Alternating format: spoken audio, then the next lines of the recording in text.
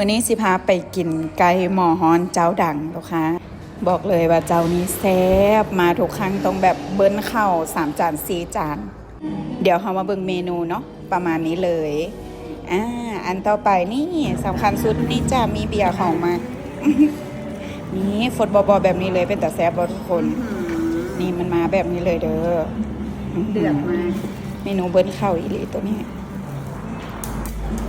เป็นตาแซบแหงต้องได้มาลองด้วยทุกคนนี่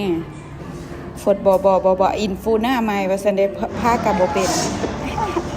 อันนี้เซาฟดแล้วเนาะมาทายให้เบิ่งตัวนี้ตัวเซาฟดแล้วประมาณนี้ได้อมกินคู่กันมัม